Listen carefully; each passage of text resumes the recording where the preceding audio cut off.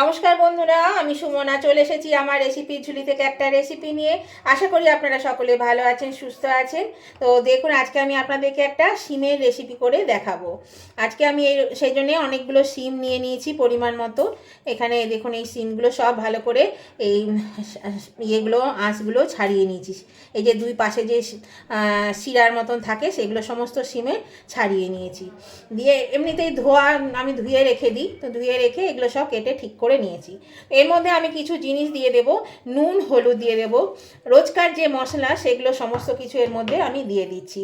চিনি, হাফ চামচ আদা বাটা, হাফ চামচ রসুন বাটা, ঝাল অনুযায়ী কাঁচা লঙ্কা বাটা, আপনারা শুকনো লঙ্কা গুঁড়ো দিতে পারেন, হাফ চামচ জিরে গুঁড়ো, হাফ চামচ ধনে গুঁড়ো, তারপরে দিচ্ছি এখানে এই যে সর্ষে বাটা, 2 চামচ সর্ষে বাটা, এখানে দিলাম 2 চামচ সর্ষে বাটা, এখানে আছে 1 চামচ পোস্ত বাটা,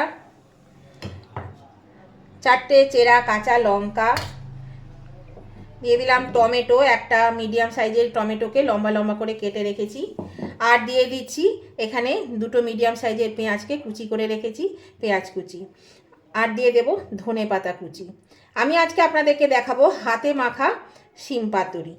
তো সেই জন্য এই সব জিনিসগুলো দিয়ে এবার আমি আরেকটা জিনিস দিচ্ছি, আর দিয়ে দেবো কাঁচা সর্ষের তেল, 2 টেবিল চামচ মতন কাঁচা সর্ষের তেল দিয়ে এবার আমি এটা ভালো করে মাখিয়ে নেব।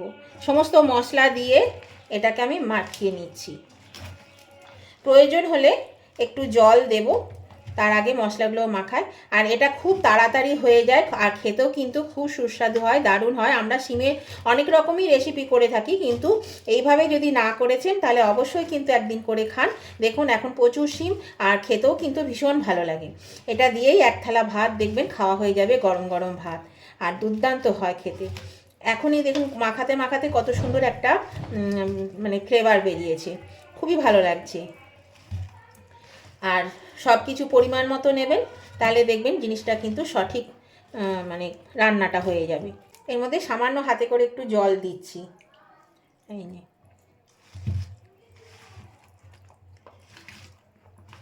তাহলে এটা আমি মাখিয়ে নিই। এরকম বন্ধুরা আমার মাখানো হয়ে গেছে, এটা আমি 10 মিনিটের জন্য ঢাকা দিয়ে রেখে দিচ্ছি। 10 মিনিট পরে আমি সরাসরি চলে যাব রান্নায়।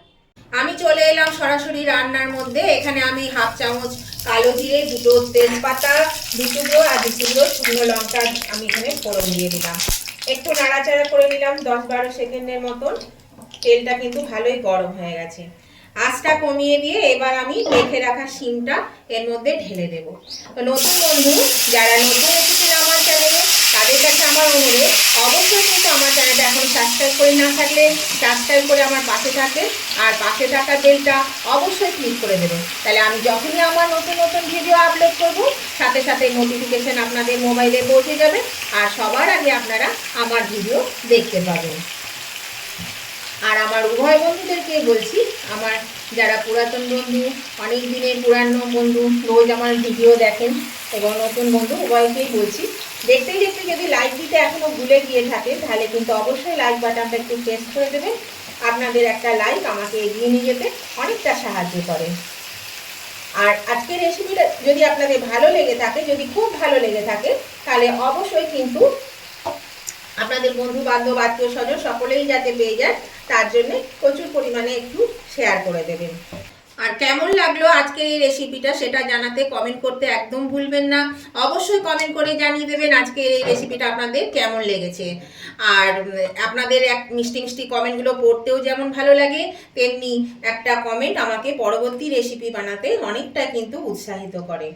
তাহলে অবশ্যই কিন্তু আমার উভয় বন্ধুরা লাইক শেয়ার কমেন্ট করতে ভুলবেন না। দেখুন আমি এই শিমটা সব দিয়ে দিয়েছি, আর থালাটা ধুয়ে একটু জলও দিয়ে দিলাম পরিমাণ মতো, দিয়ে এবার আমি এটা মিনিট 15 জন্য ঢাকা দিয়ে দেব। এটা শিমটা সিদ্ধ হওয়া অবধি মাঝে নেড়ে দিতে হবে।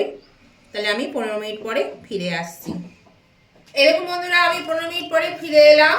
দেখুন সব কিন্তু হয়ে গেছে, সিদ্ধ হয়ে গেছে শিমগুলো। আমি মাঝে 2বার নেড়ে দিয়েছিলাম, আর দারুণ স্মেল বেরিয়েছে, খুব সুন্দর স্মেল বেরিয়েছে। এটা দিয়েই কিন্তু 1 থালা ভাত খাওয়া হয়ে যায়, জানেন, গরম গরম, এতটাই টেস্টি হয়। তো আপনারাও কিন্তু একবার এইভাবে করে দেখবেন। আপনারা তো অনেক রকম ভাবে করে খান, এইভাবে না খেয়ে থাকলে এভাবে একবার করে দেখবেন, এটা খেতে কিন্তু দারুণ লাগে। তো এবার এটা আমি নামিয়ে নেব।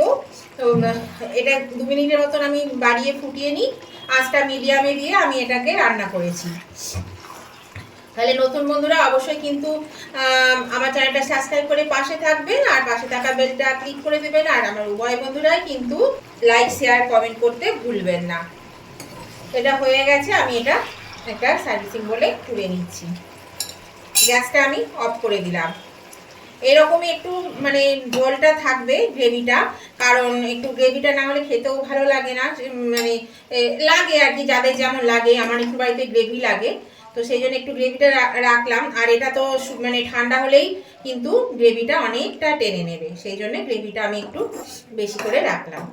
খুব বেশি নেই, দেখুন বেশ ঘন ঘনই হয়ে গেছে।